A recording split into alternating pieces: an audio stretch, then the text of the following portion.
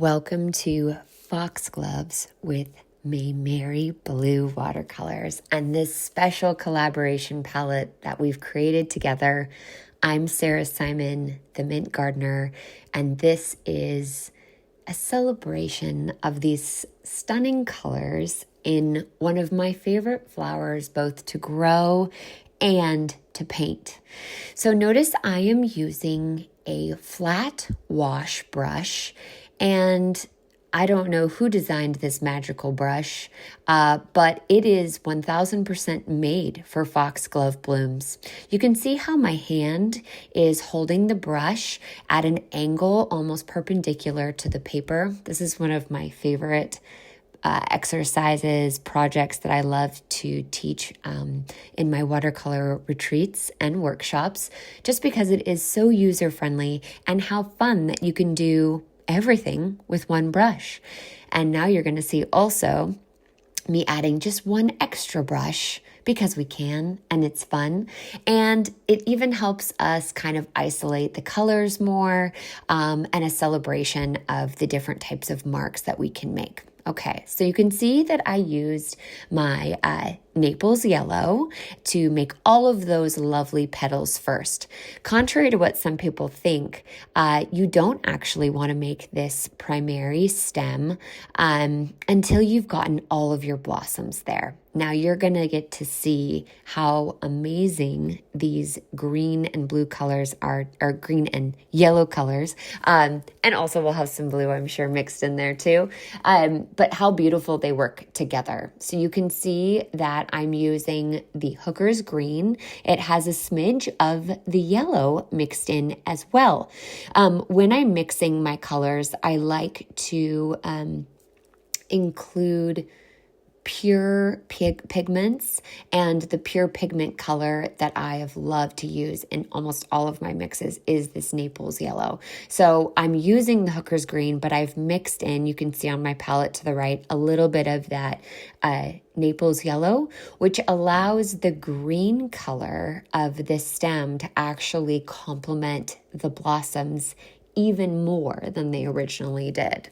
So we're going to do 3 stalks of blossoms, and in varying colors, slowly increasing their saturation and building in midtones, which is, again, one of my favorite ways to explore palette. So I've gone back to my original palette that has the pure pigments of the permanent red deep, the titanium white now, just a smidge of it to make that really pretty pink. And you can see it's kind of floating in my little plate palette with a lot of water, okay? And when they are showing you that lovely brush stroke, slow and steady, and sometimes you don't get enough pigment on there, so you get to go over it and do it again. But when these colors are floating and flowing together, this is why I like to use plates or palettes that allow a large amount of water to kind of flow, because not only have we combined a little bit of the yellow with our green stem, now we're drawing a little bit of that yellow into our pink coral toned foxglove, okay? Pretty incredible that you're able to create this light of a pink with this set, which just speaks to the beauty of the Maimeri paints. These paints are designed for easy application, and you can see how they flow smoothly from brush to paper. And the company really does a really careful selection of the ingredients to focus on this smooth and consistent texture that also allows for just maximal mixing joy for all of us artists. This is primarily going to be our first wash on these foxgloves. I'll do another video showing you those secondary washes, but what we're trying to do right now is capture just the architecture of this plant. The blossoms always get a little bit smaller near the top. They're more like buds. They're not quite open. When they're fully open, they are shaped like bells. I like to think of them as tiny little fairy apartments. They're called florets. Each individual flower on the foxglove stalk is called a floret. And so now we're going to complement those florets and give them that structure. We've hinted at the architecture of the actual stalk and plant of the foxglove, but now we get to give it kind of its foundation. We get to hang it up, right? I am not drawing or painting a straight green line right down the center of my foxglove.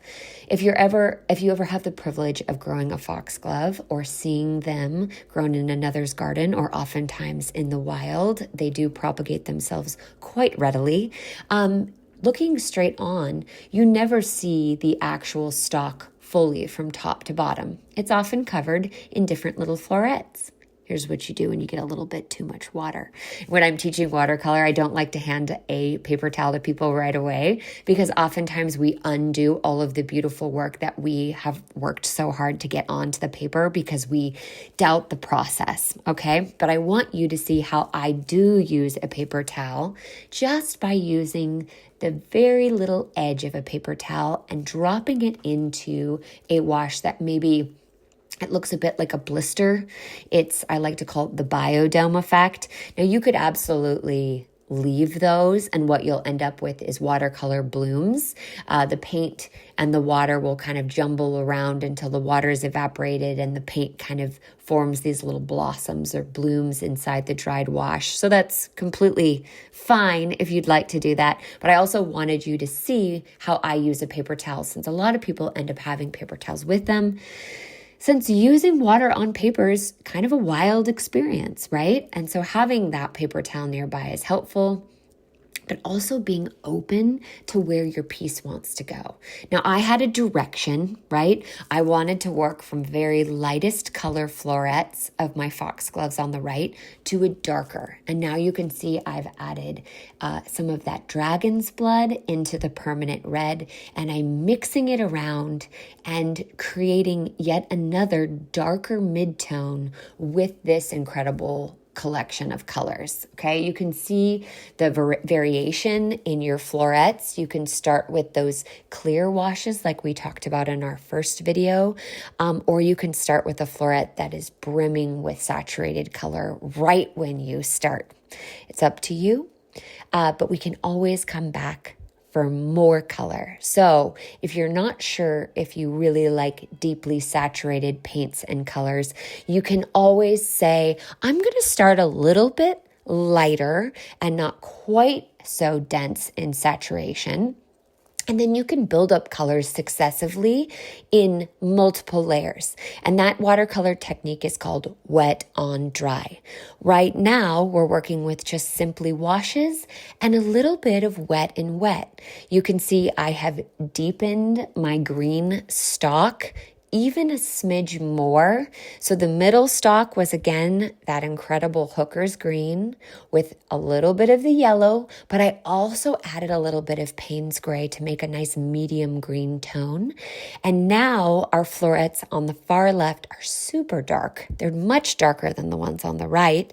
So I have deepened the stalk even more by adding a bit more Payne's gray, okay? So just the smallest amounts of paint go such a long way, which is another reason I love Maimeri blue paints.